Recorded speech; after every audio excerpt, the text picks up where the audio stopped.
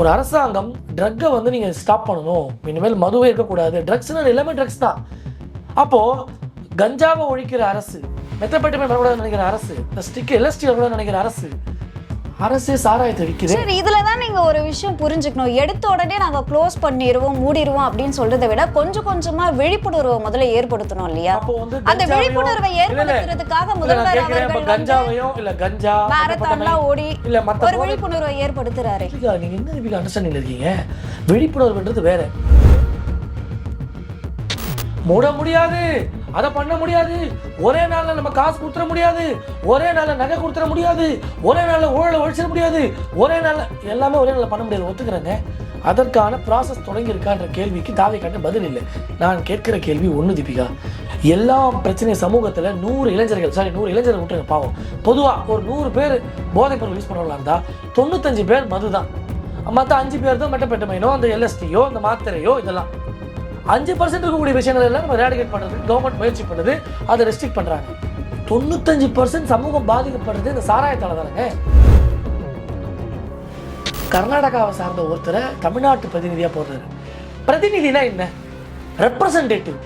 தமிழ்நாட்டோட ரெப்ரசன்டேட்டிவாக கர்நாடகாவில் ஒருத்தர் கூப்பிட்டு வராங்க. இவங்களை எதில் சேர்க்கறது? கர்நாடகாவில் நான் போய் இந்த ஹரிஹரன் ராஜாவை போடுவாங்க ரெப்ரசன்டேட்டிவாக, துரத்தி அடிப்பாங்க என்னெல்லாம். I'm a great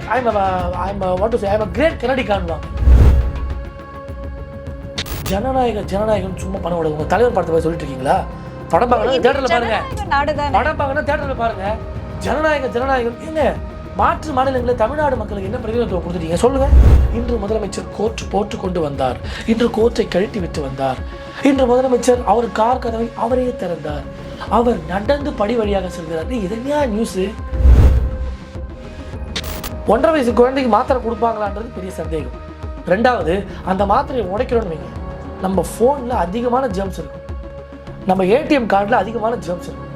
ஃபோனில் வைக்கிறது, ஏடிஎம் கார்டில் இது பண்ணுறது, 500 பக்கத்தில் வச்சுருக்கீங்க டாக்டருக்கு ஃபீஸ் கொடுக்கறதுக்கா?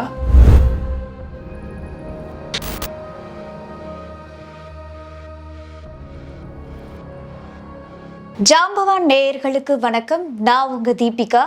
இன்றைய நிகழ்ச்சியின் சிறப்பு விருந்தினர் வீத லீடர்ஸின் உறுப்பினர் ஹரிஹரன் ராஜா அவர்கள். வணக்கம் சார். வணக்கம். தாவேக்கால இது வரைக்கும் ஒரு மாற்றம் வரல அப்படின்னு தான் நீங்க சொல்றீங்க. இப்போ நான் தான் நெறியாளர். என்ன மாற்றம் வந்துச்சு Deepika? Start. Your time starts now. நிறைய விஷயங்களை முன்ன எடுத்து பண்ணிட்டு இருக்காங்க இல்லையா சார்?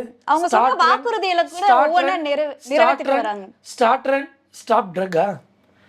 நான் உங்கள்கிட்ட ஒரு கேள்வி கேட்குறேன், இதுக்கு பதில் சொல்லுங்க. ஸ்டார்ட் ரன்ன்றாரு நல்ல விஷயம், ஸ்டாப் ட்ரக்ன்றாரு நல்ல விஷயம். அவங்களுடைய முயற்சியை நான் பாராட்டுறேன். ஒரு போதைக்கு எதிராக ஒரு அரசு செயல்படுறதை நான் வரவேற்கிறேன். ஒரு விஷயத்தை யோசிப்போம், போதையில் என்னென்ன போதை தீபிகா இருக்கு சொல்லுங்க. பல்வேறு போதைகள் பொருட்கள் இருக்கா? அதில் பிரதானமாக எல்லாரும் யூஸ் பண்ணுற போதை பொருள் என்ன? மது யூஸ் பண்ணிட்டு இருக்காங்க, சாராயம், சரக்கு தாண்டி ஒரு போதைப் பொருள் கஞ்சா இருக்கு. அதாங்க பெரும்பான்மையாக யூஸ் பண்ணுறது பார்த்தீங்கன்னா சரக்கு. இப்போ கஞ்சா வந்து கொஞ்சம் இதுவாக போயிட்டு இருக்கு. மெத்தப்பட்ட பையன் எல்லாரும் யூஸ் பண்ணுறாங்களா?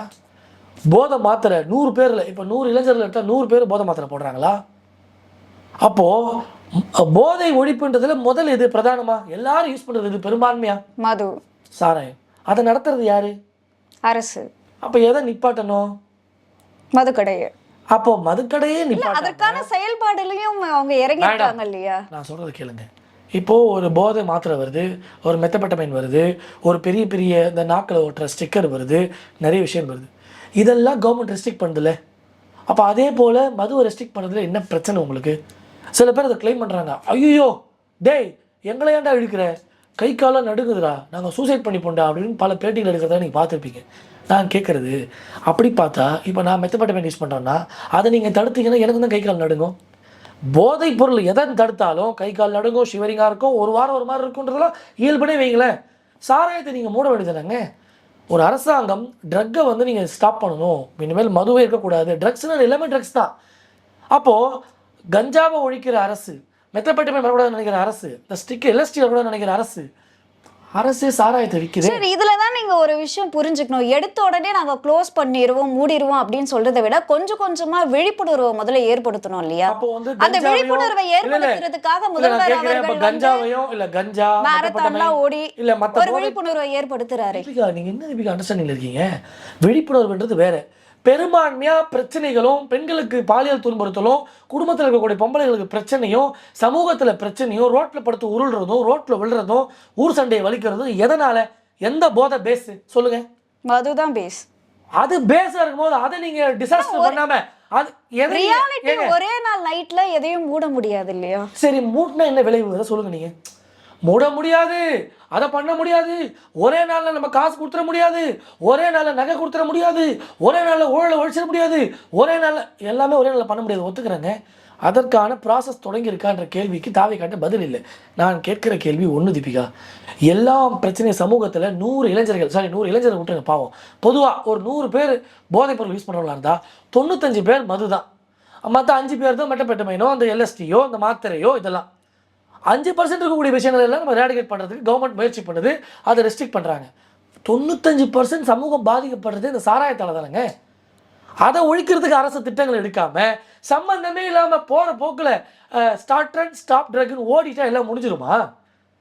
படிப்படியாக குறைக்கிறதுக்கு அது என்னங்க? அது என்ன தீர்த்தமா? அது அதை உடனடியாக நிப்பாட்டுறது என்ன சிக்கல் தீபிகா? சொல்லுங்க.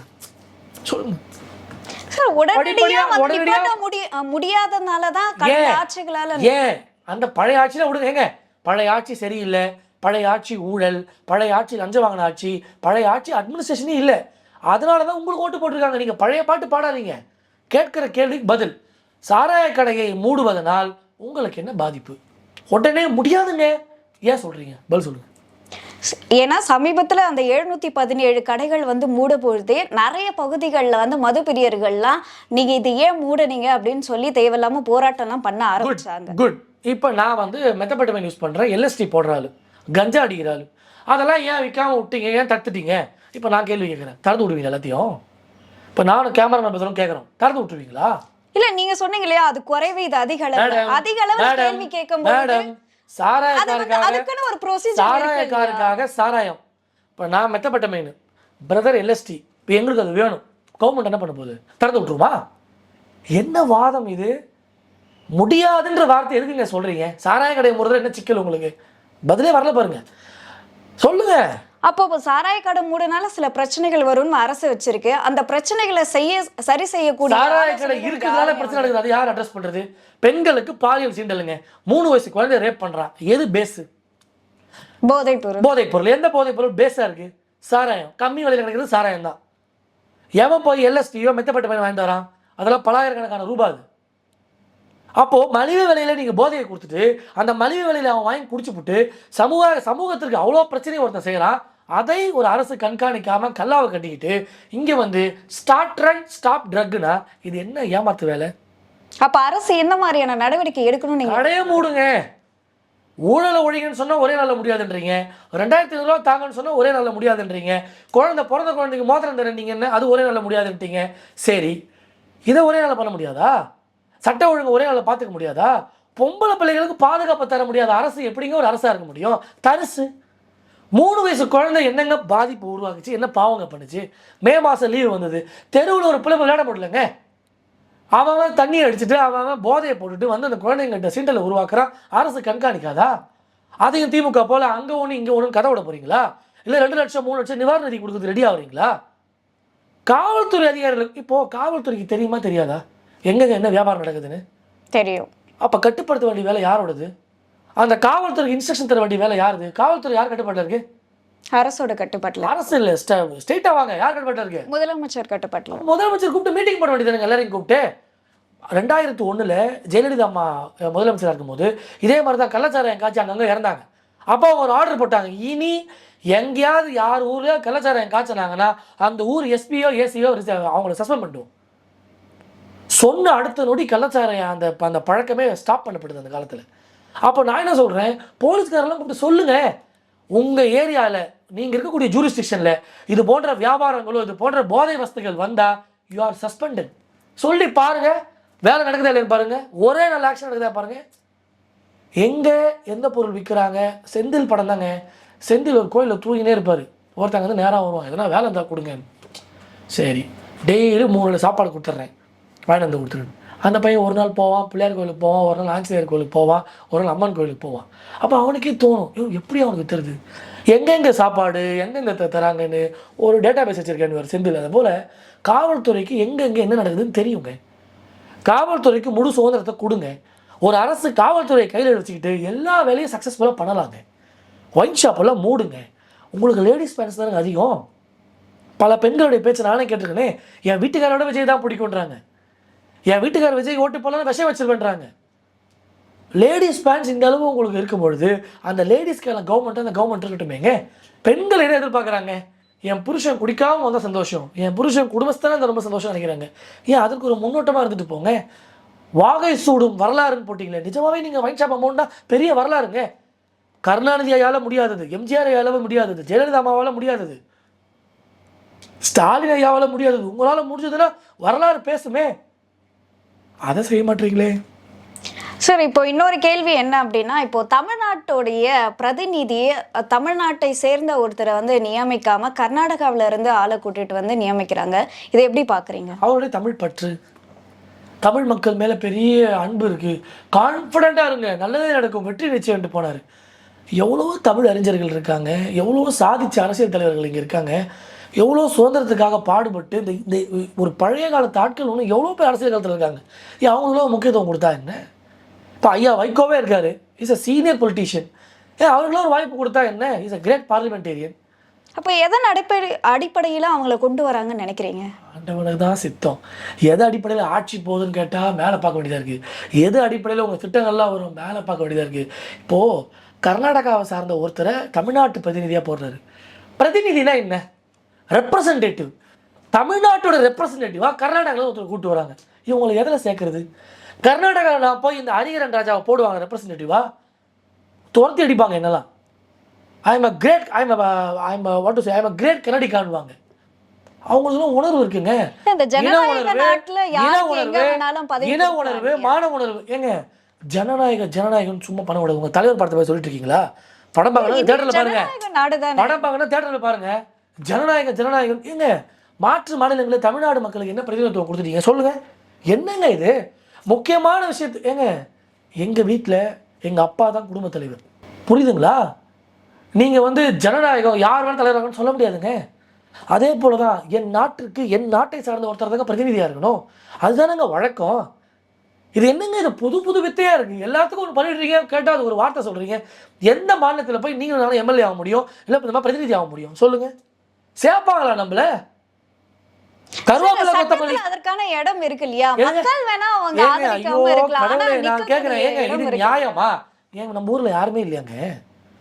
அதை தான் கேட்குறேன். இப்போ திமுக ஆட்சியில் எந்த தெரு பார்த்தாலும் கருணாநிதி தெரு, கருணாநிதி நகர், அஞ்சலி அம்மாள் தெருன்னு போது நமக்கு கோவம் வந்துச்சு.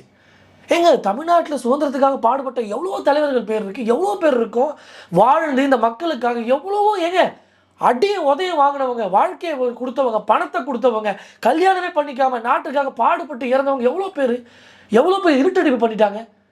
அப்போ தான் கோவப்பட்டு நம்ம சொல்கிறோம், ஏங்க உங்கள் அப்பாவும் நீங்கள் தான் நாட்டில் பிறந்தீங்களா, நீங்கள் தான் நாட்டுக்கு சாதனை பண்ண வந்தீங்க, எங்கே பார்த்தாலும் கருணாநிதி ஹாஸ்பிட்டல், கருணாநிதி பஸ் ஸ்டாண்டுன்னு கோவப்பட்டோம். அப்போவே நம்ம கோவப்பட்ட நம்ம மாற்று மாநிலத்திலேருந்து ஒருத்தரை கொண்டு வந்து பிரதிநிதி ஆக்குனா அது எப்படி ஏற்க முடியும்? இதை கேள்வி கேட்கலாமா கூடாதா? இல்லை இதை நீங்கள் ஜனநாயகம் தான் சொல்லிட்டு போயிட்டே இருங்க உங்கள் தலைவர் படம் மாதிரி. எல்லாமே ஒரு வருத்தத்துக்குரிய விஷயமா, முகம் சுடிக்கிற விஷயமா சட்டமன்றத்தில் முதலமைச்சர் அப்படின்றாரு. சினிமாவில் ஆக்ஷன்ஸும் ரொமான்ஸும் ஹீரோயிசமும் டான்ஸும் ரசிக்கப்படும், கைத்தட்டப்படும், கொண்டாடப்படும். சட்டமன்றத்துக்குன்னு ஒரு டெக்கோரம் இருக்குது மேடம். நான் தவறாக சொல்லலை, அவர் ரொம்ப எளிமையான மக்களுக்கு புரிகிற மாதிரி பேசுகிறாருன்னு அதெல்லாம் தப்பே சொல்லலை.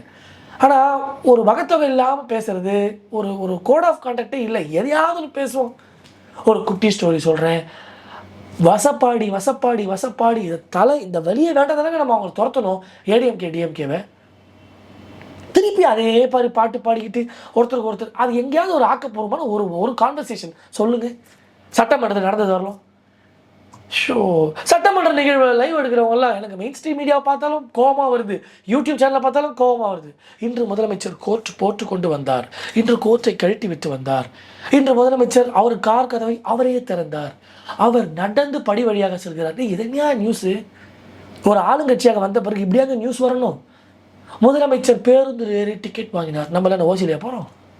என்னங்க இது? இல்லை உலகத்தில் நடக்காத அதிசயமாக நடக்குது. அப்போ மீடியாக்களை வந்து நீங்கள் குறை சொல்கிறீங்களா? இல்லைங்க, சிலது வந்து ஒரு ஐடி விங் மாதிரியே செயல்படுறாங்க, தாவேகோட ஐடி விங் மாதிரியே செயல்படுறாங்க. ஒரு சேனல்லாம் தன்னி ஆளுன்னு பாட்டே போடுறாங்க. ஒரு மீடியான்றது என்ன? இன்றைக்கி ஒரு 4வது தூணாக சொல்கிறாங்க. பல பேர் இந்த மீடியாவை பார்க்குறாங்க, நம்புகிறாங்க, டேட்டாஸ் எடுத்துக்கிறாங்க. ஓரளவுக்காவது ஆர்கானிக்காக இருக்கணும் இல்லைங்க. மீடியாவுடைய செயல்பாடு ஒரு ஆளுங்கட்சியை வந்து ரொம்ப ஊக்கப்படுத்தி அவங்களை வந்து நெக்ஸ்ட் ஸ்டேஜ் கொண்டு போகணும் மக்கள் சார்ந்த விஷயங்களுக்கு. அதை விட்டுடுறாங்க. தாவேக ஐடி விங் இன்றைக்கி டிசால்வ் பண்ணப்பட்டது, இன்றைக்கி மீடியாக்கெல்லாம் ஐடி விங் மேலே செயல்படுறாங்க. ஷார்ட்ஸ் போடுறது, அந்த ஷார்ட்ஸில் அவரை வந்து அவர் சிரிக்கிறத போடுறது, ஏங்க எதுவுமே ஆக்கப்பூர்வமாக இல்லையே. போன ஆட்சி ஃபுல்லாக ஆக்கப்போகுது, இந்த ஆட்சி என்ன ஆக்கப்பூர்வமாக ஒரு செயல்பாடும் இல்லை. அதே அக்கப்போருடைய நீட்சியாகத்தான் இன்றைக்கி தாவேக ஆட்சி செயல்படுது. உள்ளபடியே வருத்தம். இன்னொன்று போதைன்னு ஒன்று பேசுகிறோம். நீங்கள் சொல்கிறீங்க ஜனநாயகத்தில் அது எப்படிங்க உடனே நிப்பாட்டிட முடியும்? ஒரு மந்திரியோட வீடியோ வந்துச்சு பார்த்தீங்களா? பார்த்துருந்தோம். அந்த மாத்திரையை இது பண்ணுறாரு, ஒரு 500 ரூபா நோட்டு வச்சுருக்கிறாரு, ஏடிஎம் கார்டில் இது பண்ணுறாரு, அதை சொரன்றாரு. இல்லை இன்னொரு அதுக்கான வீடியோவும் நீங்கள் பார்த்தீங்களா? அவருடைய குழந்தைக்கு வந்து உடம்பு சரியில்லை, அங்கே இருக்கக்கூடிய அதாவது அந்த குழந்தைக்கு வந்து டேப்லெட் வந்து நம்ம வீட்டு குழந்தைக்கு உடம்பு சரியில்லை, நம்ம மாத்திரை கொடுக்கணும்னு வைங்க. 1.5 வயசு குழந்தைக்கு மாத்திரை கொடுப்பாங்களான்றது பெரிய சந்தேகம். 2வது, அந்த மாத்திரையை உடைக்கணும்னு வைங்க, நம்ம ஃபோனில் அதிகமான ஜெர்ம்ஸ் இருக்கும், நம்ம ஏடிஎம் கார்டில் அதிகமான ஜெர்ம்ஸ் இருக்கும். ஃபோனில் வைக்கிறது, ஏடிஎம் கார்டில் இது பண்ணுறது, 500 தாளத்துக்கு பக்கத்தில் வச்சுருக்கீங்க டாக்டருக்கு ஃபீஸ் கொடுக்கறதுக்கா? சார் நீங்கள் இன்னொரு விஷயமும் யோசிச்சுப்பாங்க. நீங்க ஸ்டேடியம் போயிருந்தா உங்களுக்கு தெரியும், அவ்வளோ போலீஸ் பாதுகாப்பு இருக்கு, இதை தாண்டி அதை ட்ரக்கா எடுத்துட்டு போக முடியுமா? நீங்க வந்து ரியாலிட்டி சொல்லுங்க. ஒரு மாத்திரை நீங்க ஸ்டேடியத்துக்கு போறீங்க, ஒரே ஒரு மாத்திரை செக்கப் எப்படி பண்ணுவாங்க? போங்க சார் உள்ள இருமா, அவ்வளோதான். பாக்கெட்ல கை விட்டு பார்க்குறாங்க செக்கப்ல. நானும் பிரதர் பேசுகிறோம், கேமராவை திருப்புங்க. நீங்கள் ஒரு மகளிராக இருக்கீங்க, சிலது சொல்ல முடியல, அப்படியே கேமரா திருப்பி பேசுவோம், நானும் வரும். எங்களுக்கு தெரியாதாங்க, நீங்களே பல வீடியோஸ் பாருங்கள். ATM card, mobile phone, snacks அப்படி பண்ணாலே அதுக்கு பேர் அதாங்க. ஸ்டேட்மெண்ட் சொன்னாலும் சரி, நீங்கள் அதுக்கு 500 நோட்டு இருக்கு, சரி இது குழந்தைக்கு 500 நோட்டு கையில் வச்சுருக்கீங்க, இதுக்கு ரோலிங்கா கேட்போமா? ஏங்க ஜனநாயகத்தில் ஒரு வீடியோ வருது, செய்தது தவறான வேலை என்று பார்க்கிறவங்களுக்கு பட்டவர்த்தனமா தெரியுது, அதுக்கப்புறம் நீங்க எக்ஸ்பிளனேஷன் தரீங்க. அதே போல பார்க்கறத வச்சு அது ட்ரக் தான் நீங்க எப்படி முடிவு பண்றீங்க? கிரிக்கெட் ஸ்டேடியத்தில் இப்போ உங்களுக்கே ஒரு குழந்தை இருக்குது, கிரிக்கெட் ஸ்டேடியத்தில் உடம்பு முடியாத ஒரு குழந்தைக்கு போய் மேட்ச் பார்ப்பீங்களா? அங்க போய் கூட ஒரு ஆட குழந்தை அங்க போய் உடம்பு சரியாம போச்சா? அப்ப அங்க எந்த டாக்டர் மாத்திரை கொடுத்தாரு? என்னங்க எமர்ஜென்சிக்கு எல்லாரும் வச்சிருப்பாங்க இல்லையா? இது 1.5 வயசு குழந்தைக்கு இத்தனை பேர் மாத்திரை தராங்களா? இந்த வடிவேல் படத்துல அடுத்த மாதிரி சின்ன மாத்திரையை கொடுங்க, ரொம்ப பெரிய மாத்திரை இருக்குது. எருமை எடுத்து தின்ன அது டெஸ்ட் இது, அது என்ன சொல்லுவாங்க, இந்த தெர்மாமீட்டர் யாதுன்னு அந்த கதையா? என்னங்க சரி, அப்ப உடம்பு முடியாத மக்களும் அதை பார்த்துட்டு சும்மா இருப்பாங்க. மேடம் ஆமா, எங்க யார் தட்டுறாங்க மக்கள் பார்த்துட்டே இருப்பாங்களா? ஒரு செயல் நடக்குது அப்படின்னா நீங்க பார்த்துட்டு சும்மா இருப்பீங்க. ஏன் சீட்டு இது, இந்த பக்கம் கேமராமேன் பத்தி என் ஃப்ரெண்டு அவர் இருக்காரு, இந்த பக்கம் நீங்க என் ஃப்ரெண்டு நீங்க இருக்கீங்க, யார் காட்டி கொடுக்க போறீங்க? இல்ல நான் ஒரு போதகாரர் உங்களுக்கு தெரியல, சரி எதையாவது பண்றாங்க நீங்களும் பார்த்துட்டே இருப்பீங்க நான் பண்றது, அவ்வளவுதான். நீங்க மக்கள் வந்து பார்க்கவில்லையா? அந்த ஸ்டேடியம்காரர்கள் கேட்கவில்லையா? அரசு கண்டுகொள்ளவில்லையா? இல்ல இப்போ என்ன ஒரு விஷயம், நீங்களே சொன்னீங்க இந்த மாதிரி மாத்திரை பயன்படுத்தலாம் குறைவான ஆட்கள்லாம், அதுக்கு இம்பார்ட்டன்ஸ் கொடுக்கிறதுக்கு பதிலா மதுக்கடைகளை ஒழிக்கலாம் அப்படின்னு சொல்லி ஒரு ஸ்டேடியத்துல ஒரு ஆள் வந்து யூஸ் பண்றாருன்னா அப்ப அதிக அளவுல அதுவும் இருக்குதானே அர்த்தம். ஒரு கேள்வி கேட்டா அசர வைக்கிற மாதிரி பதில் சொல்றப்ப நான் கேட்கிறேன், தீபிகா இந்த செயல் பார்க்கிறவங்களுக்கு எப்படி தெரிஞ்சது? ஆராயாம நம்ம கேமரா விமர்சனம் என் ஃப்ரெண்டு தான் கேமரா ஆஃப் பண்ண சொல்றேன், உங்களுக்கு எப்படி தோணுச்சு அதை ஃப்ராங்கா சொல்லுங்க. இன்னொன்று அவரும் அவங்க வீட்டு அம்மாவோட இன்னும் விளக்கம் கொடுத்தாரு, அது உங்களுக்கு சாட்டிஸ்ஃபேக்டரியா இருந்துச்சா? 1.5 வயசு குழந்தைக்கு என்ன கொடுப்பாங்க சொல்லுங்க? ஏங்க நான் 1.5 வயசு குழந்தைங்க மருந்து கொடுப்பாங்க, பெரிய புத்தாரி தான். நீங்கள் வந்து கலக்க போகுது யார் பார்த்துருக்கீங்களா? பழைய சோக்கு தங்கத்துற மாதிரி மருந்து கொடுத்தாங்க. நான் 1.5 வயசு குழந்தைங்க, எனக்கு உடம்பு சரியில்லைங்க, என்ன கொடுப்பாங்க எனக்கு சொல்லுங்க? மருந்து தான் சார் கொடுப்பாங்க. என்ன மருந்து தான் கொடுப்பாங்க? ஏதாவது டானிக் மாதிரி கொடுக்கலாம், மாத்திரையா? 1.5 வயசு குழந்தை, 1.5 வயசு குழந்தை, இருங்க 1.5 வயசு குழந்தை இயல்பா புரிஞ்சுக்கோங்க, லிக்விட் ஃபுட் தான் சாப்பிடும்.